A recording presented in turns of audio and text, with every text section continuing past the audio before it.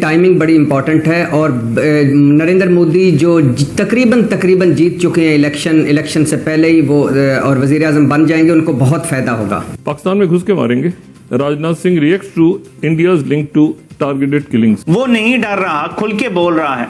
जो बाहर हैं वो डरे हुए हैं, घबराए हुए हैं, उनकी टांगें कांप रही हैं। इंडिया कहता है हम तुम्हारी ऐसी की तैसी, हम तुम्हारे घर में जाके मारेंगे, और बड़े दावे से कह रहा है। इधर भभकी देते हुए कहा, भारत की यही पॉलिसी है कि दहशतगर्द जहां से आए वहीं घुस कर मारो। इतराफ कर लिया और वो कहते हैं ना कि उल्टा चोर कोतवाल को डांटे वाली बात है ये वाली, और कहा कि जी हम ये कंटिन्यू रखेंगे। और तमाम मुस्लिम ममालिक नरेंद्र मोदी को आला सिविलियन अवार्ड दे चुके हैं, और हम फकीर, हम भिकारी, हम मकरूज, हम तकसीम, हम लीडरशिप क्राइसिस का शिकार। उसकी वजह ये है कि मतलब एक तरफ हम देखते हैं कि इंडिया बहुत ज्यादा मौशी तरक्की कर रहा है, और वहाँ पर एक ऐसा मुल्क जो इतनी तेजी से तरक्की कर रहा है मौशी तौर पे। वजीर आजम शहबाज शरीफ 3 रोजा दौरे पर आज सऊदी अरब पहुंच चुके हैं। लेकिन तार साहब सुनने में आया है कि अब सऊदीज और अमारातीज और बाकी ये कहते हैं कि हमने पैसे कोई नहीं देने। जो इम्प्रेशन रहा वो ये था कि IMF से हमें लोन चाहिए पाकिस्तान चलाने के लिए।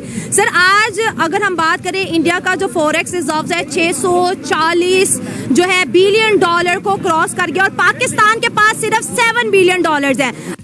अब दौर चेंज होता जा रहा है। आपने देखा जिस तरीके से इस वक्त सऊदी अरेबिया इस वक्त आपसे ज्यादा बेहतर रिलेशनशिप उनके भारत के साथ,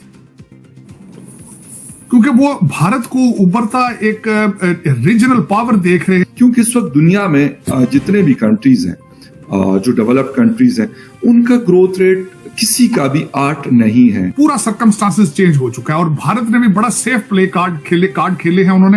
उन्होंने कश्मीर का सारा ठेका अमार ग्रुप को दे दिया, UAE को, जो आप जिनसे पैसे मांग कर चल रहे हैं।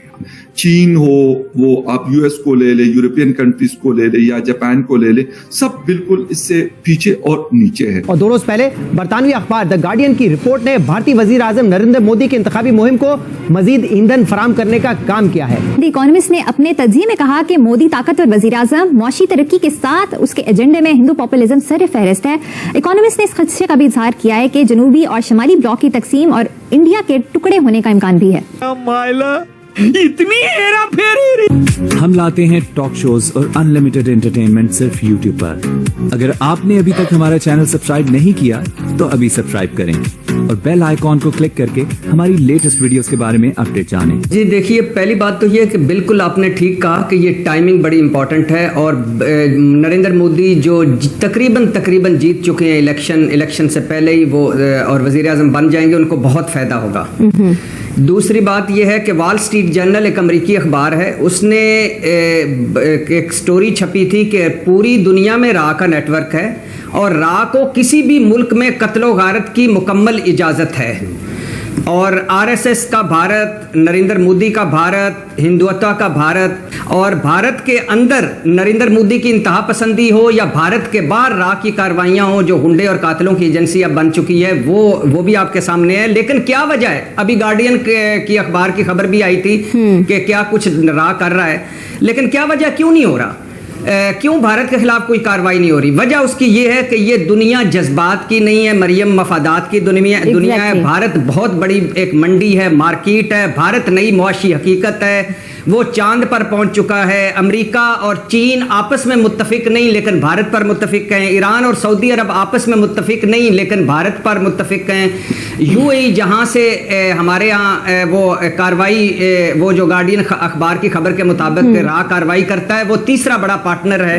और तमाम मुस्लिम ममालिक नरेंद्र मोदी को आला सिविलियन अवार्ड दे चुके हैं, और हम फकीर, हम भिकारी, हम मकरूज, हम तकसीम, हम लीडरशिप क्राइसिस का शिकार, हम सफारतकारी में नाकाम, हम आलमी तन्हाई का शिकार, हमें आलमी दुनिया में कोई सीरियस लेते ही नहीं। हमारे वजीर आजम कह रहे हैं कि जिससे मैं मोहब्बत से बात करता हूं या टेलीफोन करता हूं वो कहता है कि पैसे मांगने आ गया है। तो आप अगर आपके घर के बर्तन भी बिक चुके हों, आप आपस में लड़ भी रहे हों और आपका कोई बड़ा भी ना हो, तो मोहल्ले में आपको कौन संजीदा? उन्होंने मतलब इतराफ कर लिया, और वो कहते हैं ना कि उल्टा चोर कोतवाल को डांटे वाली बात है ये वाली, और कहा कि जी हम ये कंटिन्यू रखेंगे। तो इसी पर हम बात कर लेते हैं। ब्रिगेडियर रिटायर्ड वकार हसन खान साहब ने हमें ज्वाइन किया है। थैंक यू सो मच वकार हसन। बताइएगा, पाकिस्तान के शहरियों को निशाना बनाने की सबूत तो पाकिस्तान फराहम करता रहा, द गार्जियन की रिपोर्ट भी हमारे सामने आ गई। सवाल पूछा गया भारतीय वजीर दिफा से, तो उन्होंने तरदीद की, ना ही इसके कहते हैं ना इसकी तस्दीक की, लेकिन उन्होंने कहा जी कि हम ये कंटिन्यू रखेंगे और एतराफ एक तरह का माना जाए इसे फिर भारत की तरफ से। जी बिल्कुल, आई थिंक भारत जो है उस रियासती ग्रुप में शामिल, दो आई थिंक कंट्रीज हैं जो ओपनली एक्नॉलेज कर रहे हैं कि इनके पास डेथ स्क्वाड्स हैं और ये टेररिज्म करते हैं। एक इजराइल की आई थिंक मिसाल है, इनके इंटेलिजेंस चीफ ने भी कुछ महीने पहले कहा था जब मास के लीडरों को जहां भी होंगे मारेंगे, लाइक टर्की में है या मिडिल ईस्ट में है।